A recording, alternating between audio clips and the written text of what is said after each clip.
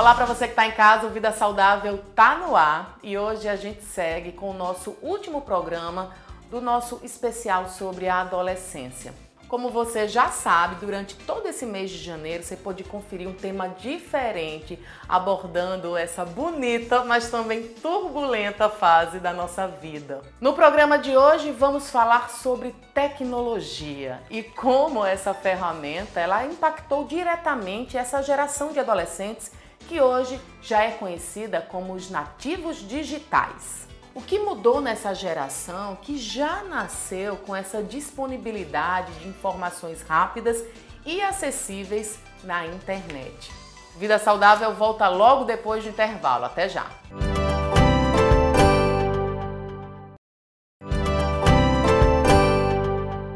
Nesse primeiro bloco você vai conhecer a história de Juliana Garcia, ela que é jornalista e tá com o filho Davi com 12 anos de idade e é daqueles que não sai das telas.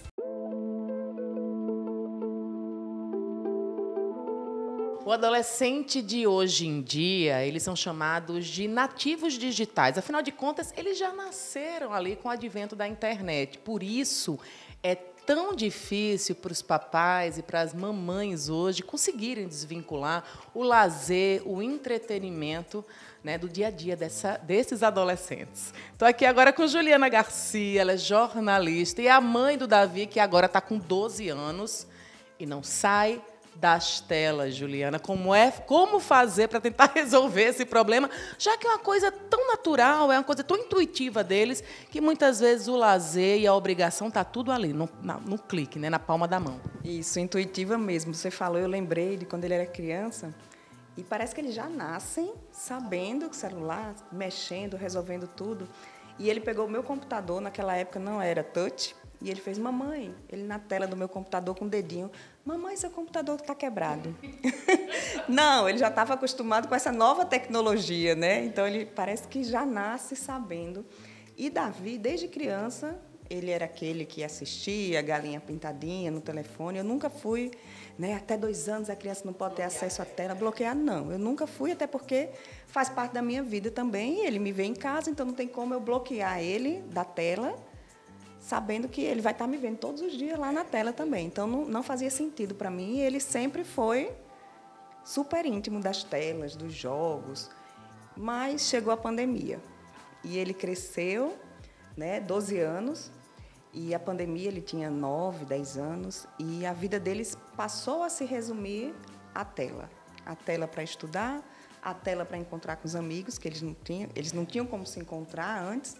E aí o caldo entornou e eu não sei mais como resolver isso. É um dilema muito grande, que eu acredito que não é só meu, mas de muitas mães. Como é que é a abordagem desse assunto dentro de casa? Ele é daqueles também que vai para a sala, né, para o almoço, para o jantar com o celular do lado? Isso não é permitido? Não, aqui não tem essas proibições, não. É tudo muito livre.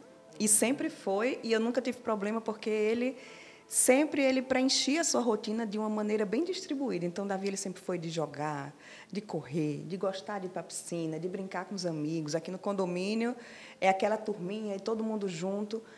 Mas aí chegou a pandemia, como eu falei, né? E a negociação juntou aí com essa parte da adolescência, que também não é fácil. Então, esse tema de tecnologia aqui em casa, ou é 8 ou é 80. A gente sempre tem que ser bem radical na hora que precisa.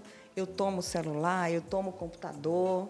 É briga mesmo, é difícil, é difícil. A negociação tranquila, na paz, por aqui não está acontecendo ainda, não. É o meu sonho, mas eu sempre tenho que buscar artimanhas para conseguir tirar ele da tela. Você percebeu algum tipo de déficit assim, no desenvolvimento, até mesmo no rendimento escolar dele, por causa das telas? Muito. Eu cheguei até a pensar que ele estava com algum transtorno, tipo TDAH, porque ele não conseguia se concentrar. Mas como que a criança vai se concentrar se ela está direto no jogo? E o jogo é muito estimulante, né? Então, não tem como a mente parar. Ele joga muito aquele Free Fire. E é o tiro, e é aquela corrida. Corre, capa, e parece que os amigos estão todos dentro de casa. E não tem como acalmar. Não tem como acalmar a mente. Então, esse ano, inclusive, foi a primeira vez que ele ficou em recuperação. Ele deu trabalho para estudar exatamente por isso, porque ele não conseguia tirar o foco da tela. não conseguia. Até quando ele saía para ir para a escola, ele deixava o computador ligado jogando, sozinho, que eles têm um jeito lá que o computador fica jogando, para ir passando de fases, e quando chega da escola já vai vendo se realmente passou, se deu certo, e se eu desligava o computador quando ele estava na escola, briga. Briga, sempre. Mas estamos agora em janeiro para a maioria da criançada, dos adolescentes. São férias, né? Aquele período que dá para descansar junto com a família, de aproveitar, né? De ter lazer de outras formas. Tem estimulado isso nesse período? Como é que está sendo, né, esse período de férias? Assim que ele entrou de férias, a gente viajou, fomos fazer uma viagem em família, com os primos, todo mundo junto, a gente foi para Beto Carreiro, assistir jogo da Copa lá, e foi muita diversão. Mas antes de viajar, ele fez: mamãe, eu acho que eu vou levar o computador. Se tiver algum dia que estiver chato, eu fico no hotel jogando. Eu disse: não, impossível, isso não pode. A gente está indo viajar e vamos curtir a viagem. Depois que chegou da viagem, parece que ele estava assim, com aquela carência, sabe? E ele mergulhou na tela, nos jogos, e ele não aproveitava as férias. Ele ficou uma semana inteira, acho quase 2 semanas, que a gente desceu. Ele: nossa, faz tanto tempo que eu não ando de carro. Eu disse: filho, você só fica no computador. Né? Ele feliz porque tinha passado de ano, mas mesmo assim, não pode. E chegou um dia que eu e meu esposo, a gente foi para a praia, chamou ele, férias, né? Vamos todo mundo para a praia. A gente tem uma cadelinha que ela adora ir à praia, ela entra no mar, ela nada, e vamos todo mundo para a praia. Ele fez: não, eu não quero, eu quero ficar. E a gente foi. E eu, conversando com meu esposo, a gente disse: não, a gente tem que ser radical. Eu acho que eu vou tomar o computador dele, realmente, tomar o celular, e agora não vai ter mais isso. Só que você sabe que a adolescência não é fácil. Aí, assim, a gente teria que ter mais um conflito a mais, e eu termino sendo a chata da história. Eu sou a bruxa da família, porque sou eu que tomo, e às vezes eu escondo o computador, levo daqui, deixo na casa da minha mãe. Quando está em semana de prova, eu fiz esses artifícios. Só que eu tive foi uma iluminação. Deus me deu essa possibilidade, e ele está com raiva, ele está com muita raiva hoje, mas não é de mim. É do provedor da internet, porque não está funcionando, Luiz. Não está funcionando o provedor de internet daqui de casa, está com algum problema. Só que, na verdade, eu fui lá e liguei e cancelei. Na verdade, eu suspendi. Nessa época de férias, não vai ter internet, porque é o momento que ele vai ter que aproveitar. E ele está com muita raiva do provedor, ele quer que eu troque o provedor porque não funciona, e ele acorda, e ele está nervoso. Mas eu sei que é preciso passar por isso para que ele possa voltar a viver. E no primeiro dia, sem o provedor de internet aqui de casa, ele foi andar de skate com o pai na pracinha, depois ele chegou no condomínio, jogou futebol com os amigos, e às 10 horas da noite ele estava na piscina, tomando banho de piscina com todos os amigos. Então, assim, eu sei que não é fácil, mas a gente não pode simplesmente achar que a gente perdeu essa batalha, não. Bom, as férias, então, estão garantidas, né? Tá aí, skate, praia, diversão. Mas e aí, quando voltar a rotina escolar? Já tem alguma técnica que você vai adotar para ver se pelo menos diminui essa dependência de telas, Juliana? O que eu tenho pensado, e até já combinei com meu esposo, foi de preencher a agenda dele com outras coisas. O esporte, fazer inglês fora da escola, preencher realmente, né, essa agenda dele, para que a vida dele não se resuma à tecnologia. Porque mesmo na escola, ele precisa da tecnologia para estudar. Os livros, tem alguns livros digitais, tem algumas atividades que ele tem que fazer no computador. Então, assim, eu não tenho como tirar. E não existe ninguém nesse mundo sem a tecnologia, né? Não dá para excluir 100%, até mesmo o jogo, mas vamos entrar numa negociação. Eu penso que, quando essa internet voltar, vai ter que ser muito bem negociada, para que ele possa realmente fazer um ano de 2023 diferente do de 2022, que foi um ano muito dentro da tela. Eu digo que meu filho ele não viveu, ele viveu digitalmente. Digamos que ele estaria no metaverso, e não na vida real, né? Não sai daí que depois do intervalo tem mais vida saudável para você.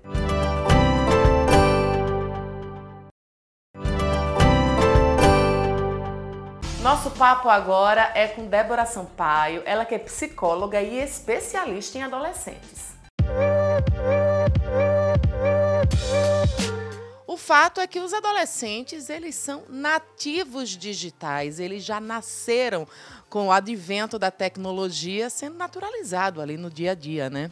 Para falar sobre esse assunto, claro que eu estou com ela, Débora Sampaio, psicóloga, especialista também em adolescência e tem toda essa vivência com relação aos nativos digitais e a dependência de telas, que isso hoje já não é um assunto tão desconhecido como antigamente. Hoje a gente já pode dizer que existe mesmo uma dependência que precisa ser tratada, né, Débora? Isso mesmo, Luísa. A gente está diante de uma geração que é chamada hoje de geração cabeça baixa. Né? Uma geração de crianças e adolescentes que estão o tempo inteiro aqui no dispositivo eletrônico.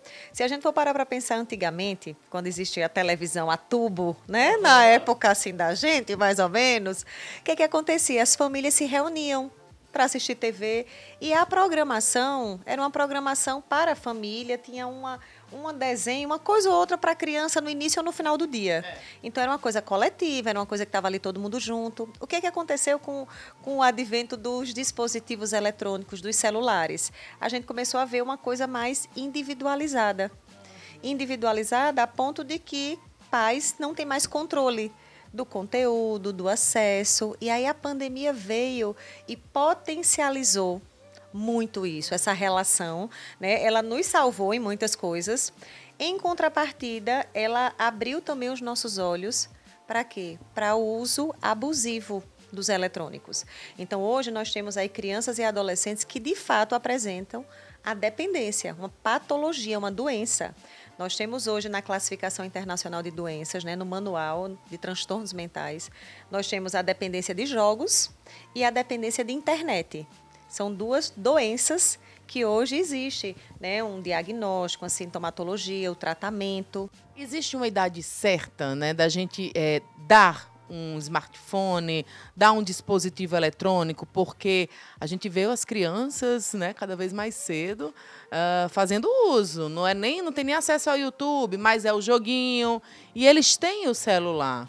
Porque está tão comum hoje em dia, porque acho que os próprios pais não têm outra alternativa senão dar. O eletrônico, ele não pode ser considerado um brinquedo. Celular não é brinquedo. Tablet não é brinquedo, né? Porque às vezes passou o Natal agora. Então a gente vê quantas crianças e adolescentes de repente pediram um celular de presente ou um tablet de presente. Não é brinquedo, né? E aí, assim, em relação à idade, não existe um consenso quanto à idade ideal. O fato é que, por exemplo, boa parte das redes sociais, Instagram, TikTok, você só pode ter a partir de 13 anos de idade. Esse é um ponto, né? A gente precisa conversar com os nossos filhos. Eu posso até, por exemplo, digamos que eu precise dar um celular para o meu filho, porque eu que vou buscar na escola, porque eu preciso me comunicar com ele. Sei lá, meu filho tem 9, 10 anos. Se é uma necessidade minha, eu vou dar, agora eu preciso conversar com ele, conscientizá-lo. Meu filho, esse celular aqui é para ligar, é para a gente se falar, né? Agora tem, inclusive, o WhatsApp, ele pode ser conectado em 2 aparelhos distintos. Então, os pais, eu como mãe, eu posso conectar um WhatsApp no celular do meu filho e no meu, porque eu vou acompanhando as conversas dele também, eu vou supervisionando, né? Então, assim, se há necessidade de dar o aparelho para a criança, ok, né? A gente vai, agora é importante conversar, conscientizar, e os pais precisam saber também da responsabilidade deles. Legal, inclusive, quando uma criança ou um adolescente comete um crime virtual, por exemplo, enviar um nudes, ameaçar alguém, quem responde são os pais. E legalmente, né? Já existem esses crimes virtuais. Então, são cuidados que nós precisamos ter enquanto pais, que nós precisamos educar os nossos filhos para que eles possam ser cidadãos também do mundo digital, que é o mundo deles, né? E ter cuidado com os excessos. Como é possível, né, a gente tentar contornar essa realidade, já que parece até que é uma coisa só, né? A mão já faz parte ali, o celular. É complicado para a família. É como se fosse uma extensão do corpo deles, né? E aí, na verdade, a gente está vivendo, de fato, um grande dilema. Porque o que está acontecendo? Nós somos a última geração que estamos vivendo essa transição do analógico para o digital. Então, a gente não tem a quem recorrer. Eu não posso ligar para minha mãe. Mãe, como é que você fazia quando acontecia isso? Porque não acontecia. Então, a gente está diante de uma realidade muito nova, né? Porém, é aquela história da dose. A tecnologia ela tem pontos positivos, sim. O problema é que, inicialmente, se acreditou que o estímulo, estimular um filho a estar no eletrônico, nós estaríamos estimulando ele a ser mais inteligente, a ter um QI mais alto. E o que a gente está vendo hoje? Os americanos amam, né? Hoje já tem várias pesquisas que mostram os danos que, na verdade, esse excesso de tecnologia traz. Por exemplo, saiu uma matéria agora por esses dias de um aumento de quase 40% nos casos de miopia em crianças e adolescentes. Por quê? Porque os nossos olhos não foram preparados, não estão prontos para estar tanto tempo diante da luminosidade da tela e numa distância tão próxima. Então, a gente tem aí uma série de coisas que vão acontecendo. Então, miopia, problemas na cervical, crianças e adolescentes com dor de cabeça. Quando você vai investigar, é o problema da cervical, por estar muito com a cabeça baixa, né? Obesidade. Isso eu estou falando a nível, vamos dizer, fisiológico. Quando a gente pensa no nível emocional, aí a gente também tem outras questões. A gente tem crianças aí com o que a gente está chamando de autismo eletrônico, autismo digital. Crianças que começam a apresentar problemas na fala, na interação social, características muito semelhantes ao autismo, e os pais levam para o pediatra, para o neurologista para avaliar, e quando a gente vê, é um quadro semelhante, mas que, na verdade, é decorrente do uso abusivo de dispositivos eletrônicos, né? Quando a gente pensa nas crianças maiores, nos adolescentes, qual é o grande dano que a gente vê? A restrição dos relacionamentos sociais, né? Uma criança, um adolescente principalmente, que fica muito isolado, que prefere estar ali isolado no seu quarto, no eletrônico, a estar com os amigos na rua, brincando, resenhando, numa festa. Opa! Então, a gente está vendo aí consequências nas relações sociais, a gente está vendo aí questões mesmo ligadas à atenção, o foco, a dificuldade que eles têm hoje de sustentar o foco em uma coisa. Alguns autores hoje falam até de uma atenção gafanhoto. É como se eles ficassem pulando, puf, puf, puf. Eles estão muito acelerados, né? Porque, veja, eles vão assistir uma série, eles escolhem a velocidade que eles vão assistir. Eles vão, às vezes, eles diziam assim, Débora, eu vou assistir o último capítulo, o último episódio, para poder ver se vale a pena assistir a série. E aí entra também toda essa questão, né, assim, do eletrônico como entretenimento. Sim. Porque quando a gente pensa no celular hoje, ele serve para tudo, menos para ligar. Né? Uma criança, um adolescente que tem um celular, ele faz tudo menos ligar. Então, um dos grandes desafios que nós temos hoje, enquanto pais e educadores, é justamente cuidar dessa geração, né? Na verdade, cuidar da relação dos nossos filhos com os dispositivos eletrônicos. Já há algo na literatura, né, dentro da psicologia, na medicina, sem querer ser catastrófica, mas já sendo. Seria uma geração já condenada, porque são problemas que a gente vê hoje, mas a longo prazo a tendência é piorar. Na década de 80, 90, vamos dizer que a preocupação dos pais era com as drogas, era com a AIDS, né? Era com a gravidez precoce. Não que essas preocupações não existam mais. Porém, hoje, o que é que a gente vê? O dispositivo eletrônico, ele tem um potencial de dependência, de criar dependência altíssimo, como o de uma droga. É tanto que a gente fala que é uma dependência comportamental, porque não existe uma substância química. Porém, na hora que eu estou diante do eletrônico, meu cérebro é ativado muito rapidamente. O sistema de recompensa, que é o que gera prazer, ele é ativado muito rapidamente. Então, se antes eu ficava meia hora no celular, aí daqui a pouco eu começo a ficar 40 minutos, 1 hora e meia, 2 horas, eu vou desenvolvendo uma tolerância. Às vezes, se retira o meu celular ou o jogo, eu começo a ter sintomas de abstinência, né? E aí eu começo a ter danos na minha vida, eu começo a não conseguir mais estudar, me concentrar, às vezes eu não quero mais ir para a escola, eu não quero mais estar com os meus amigos, eu começo a ficar mais irritado, mais agressivo, com alteração no sono, no apetite. Então, entende que a gente vai tendo aí realmente um quadro de uma dependência, só que qual é o grande perigo? Por que é tão mais, vamos dizer, complicado? Porque é uma droga que a gente tem acesso a toda hora e a todo momento. Não tem como proibir, porque hoje a gente precisa do eletrônico, né, para muitas tarefas. Muitas escolas já usam o eletrônico. Então, eu não vou dar um eletrônico para o meu filho, mas a escola ele tem que levar um tablet. Então, ele vai ter acesso a esse dispositivo, mesmo que não instale nada, mas às vezes ele dá um jeito de instalar, né? Então, o grande problema é esse, que é algo que faz parte hoje da nossa vida, né? E não só é lícito, como é muitas vezes estimulado. Ah, eu estou cansada, quero descansar. Meu filho, fica aqui um pouquinho na tela. A gente já tem hoje hospitais para tratar casos de dependência, né, eletrônica, como hospitais para trabalhar, comunidades que tratam dependência química.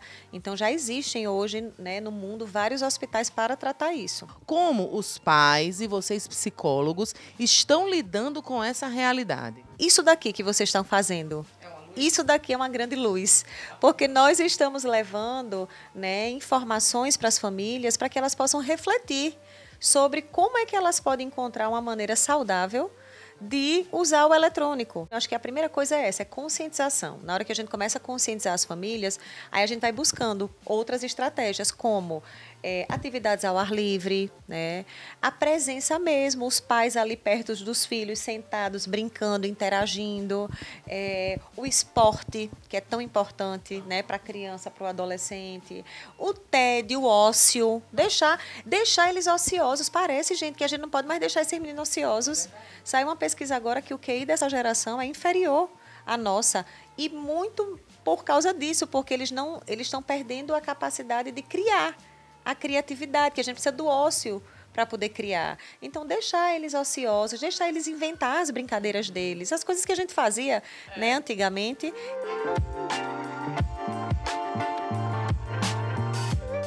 Vida Saudável não terminou ainda, fica por aqui que depois do intervalo tem mais.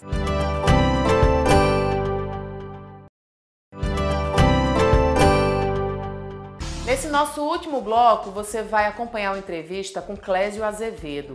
Ele que é perito de computação forense. A adolescência é mesmo a fase de descobertas em que se ganha muito mais liberdade.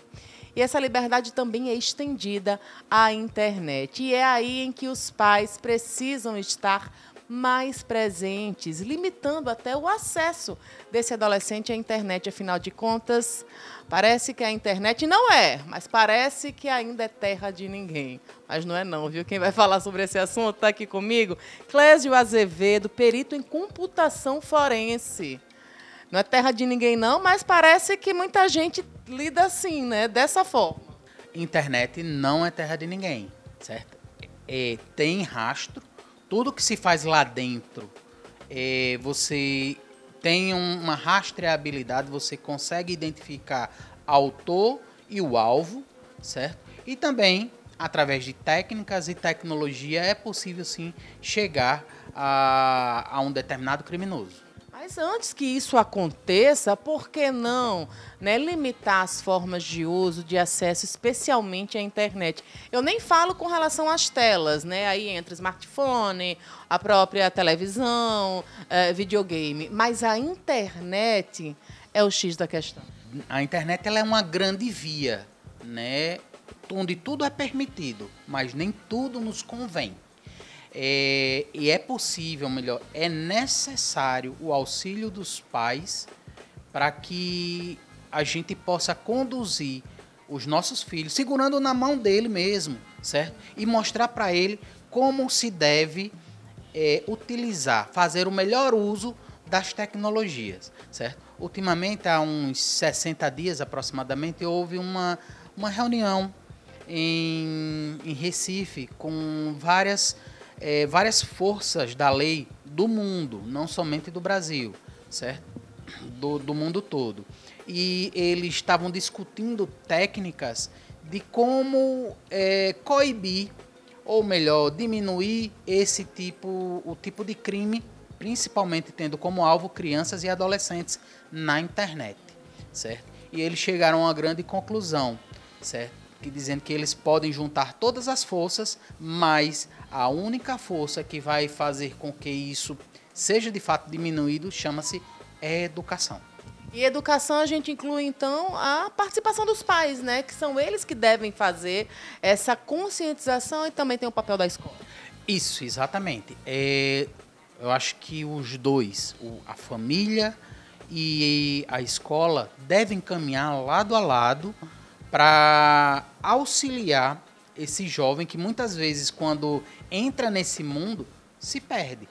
entra nesse mundo como se eles não nascessem já neles, né? Eles já nascem nisso, mas eles não têm noção do perigo que isso pode trazer para eles, certo? De repente, entrar num site, né, assistir um vídeo, de ver cenas que não é apropriado à idade deles, certo? E isso pode interferir até mesmo no desenvolvimento deles. Então, assim, família é uma tríade, né? Família, colégio e o adolescente, eles têm que se juntar para combater isso. O que é que hoje os pais podem lançar mão para evitar que conteúdos inadequados eles sejam acessados pelo filho? Primeiramente, a conversa, certo? A conversa acima de tudo. A união do pai com o filho é de suma importância nesse momento. Em termos tecnológicos, existe hoje ferramentas que a gente chama softwares de controle parental, certo? Esses softwares auxiliam os pais a controlar o que o adolescente vai acessar, o tempo que ele está utilizando na tela. Por exemplo, eu tenho 2 filhos, um pré-adolescente e uma criança. O pré-adolescente, ele tem lá 2 horas por dia, certo? E eu consigo deixar para que ele possa administrar durante o dia, entre as 8 horas da manhã e as 10 horas da noite. Das 10 da noite às 8 horas da manhã do outro dia é bloqueado. Não tem choro nem vela. Usou 2 horas, necessita de mais, amigo, perdeu, somente amanhã. Então eu consigo, com o pré-adolescente, eu consigo negociar isso daí. Com o mais novo, não. Ele é bem mais novo. Então eu bloqueio mesmo. Então eu faço o meu papel de incisivo, né? Eu digo que naquele momento ele não vai acessar, ele só vai acessar, por exemplo, os aplicativos do colégio, certo? Os aplicativos do colégio ele tem permissão para poder utilizar, mas o YouTube, não. Isso aí não. Eu bloqueio. E aí, se for necessário ele utilizar o YouTube, sob supervisão, com a mãe ou comigo do lado. Quais são os crimes mais comuns que acontecem, né, com os adolescentes? A gente sabe que existe o cyberbullying, tem um tal do phishing, né, tem o grooming agora. Eu queria que você explicasse, porque quanto mais a gente tornar didático e algo presente na família, a gente sabe do que está se tratando, do que está lidando, talvez seja uma maneira melhor da gente tentar diminuir a quantidade de crimes digitais que acontecem dia a dia. A gente tem o cyberbullying, que na verdade sempre existiu bullying, né? Sempre existiu. Na vida real. Hoje ele está na forma digital, ou seja, ele saiu, que era antes somente no colégio, e hoje ele está dentro do celular da criança, dentro do tablet, dentro até mesmo da plataforma de videogame. Então, o cyberbullying é você xingar, principalmente com palavras depreciativas, determinadas crianças, pela sua cor, pela sua estatura, pela sua forma, certo? Sem respeitar ninguém, como se todo mundo tivesse que ter aquele estereotipo, né? Então, isso é o cyberbullying. O grooming é a conquista, certo? São perfis, geralmente, de adultos, onde ele cria mais de um perfil, certo? E ele vai tentar semear uma amizade com um determinado alvo, geralmente meninas, também pode ser meninos, crianças, certo? E quando isso acontece, ele vai tentar aumentar um vínculo, e eu queria deixar aqui um ponto de atenção para os pais. Esse ponto é justamente os pais terem acesso principalmente ao celular da criança, se ele tiver o WhatsApp, e olhe com quem ele está falando. É possível, certo? Você é o pai, você pode ter acesso a isso. Então olhe com quem ele está falando. Se tem alguém que você não conhece, quem é essa pessoa? Pergunte quem é. Onde foi que você conheceu? Eu conheço os pais dele, certo? E outra, na conversa, verifique se tem alguma mensagem apagada. Por que isso? Porque na conversa, nessa aproximação do cybercriminoso com a criança, com o alvo, vai chegar um momento em que ele vai tentar testar a criança, verificar se tem um link que já está estabelecido, e aí ele manda uma mensagem inocente e pede: você pode apagar essa mensagem? E a criança apagou. Quando ela apaga, ela tem a certeza de que o vínculo entre a criança e os pais foi quebrado. Um outro ponto que eu gostaria de chamar a atenção são os desafios que a gente vê muito. Baleia, não tem baleia azul. E agora, não sei se você está sabendo, um que parece coisa de outro mundo, que é fumar cotonete. Qual o sentido disso? Como é que fuma cotonete? Não sei. Eu não sei. Eu sei que já algumas autoridades da saúde estão muito preocupadas com esse tipo de desafio que está se espalhando rapidamente. O phishing, ele tentar... eu envio uma mensagem para você, certo? Me fazendo ser outra pessoa. E isso, ele serve, por exemplo, para você capturar ou tomar, por exemplo, o acesso do WhatsApp do seu celular para um outro dispositivo. E as crianças, também os adultos, têm que estar muito atentos a isso. Em receber uma mensagem, clique aqui nesse link para você ganhar um prêmio mágico. Não existe prêmio mágico. Não existe jantar grátis. Não existe. Não cliquem. E isso sem falar quando se faz passar por outra pessoa e se propõe um encontro ao vivo. Que aí a gente nem falou sobre os predadores sexuais, que também é algo muito comum na internet. Esse é, digamos, talvez o ápice do grooming. Ele começa lá no grooming. A gente acha que os crimes, que esse determinado crime é algo rápido. Não é. O grooming, ele leva tempos, certo? Leva meses, às vezes anos, para você estabelecer uma confiança entre o cybercriminoso e o alvo, certo? Alvo, entendamos que é uma criança, certo? A criança, principalmente criança e adolescente, entendeu? E quando isso acontece, quando ele marca, e isso é justamente como eu falei, um dos ápices, já para consumar o ato. Soluções, né? A gente falou aqui sobre bloqueio de conteúdo, mas para esse tipo de coisa não existe. É mesmo a questão do diálogo, dar uma olhadinha no celular da criança e do adolescente quando ele estiver dormindo, porque não tem outra solução, né, Clésia? Por hora, nós não temos. Infelizmente, hoje nós temos suporte tecnológico como softwares de controle parental que vai auxiliar os pais, mas ele não vai ser definitivo. Para você ter um melhor controle, de fato conversar, estabelecer um maior vínculo entre pai e a criança, certo? Para que quando a sua criança for acessar algo que ela não deve, ela pensar em você, nos pais, dizer: os meus pais não querem que eu acesse isso, não vou acessar. Esse é o nosso grande desafio de todos os pais, de todas as famílias que a gente tem por hoje. Vida Saudável vai terminando por aqui. Obrigada pela companhia durante todo esse especial que a gente exibiu durante esse mês de janeiro. Eu espero de coração que você tenha gostado. Não esquece de nos acompanhar nas redes sociais, no Instagram, @VidaSaudávelTVAL, ou ainda no meu perfil pessoal, que é o Vem Cá Luísa. Próxima semana tem mais Vida Saudável para você. Até lá. Tchau!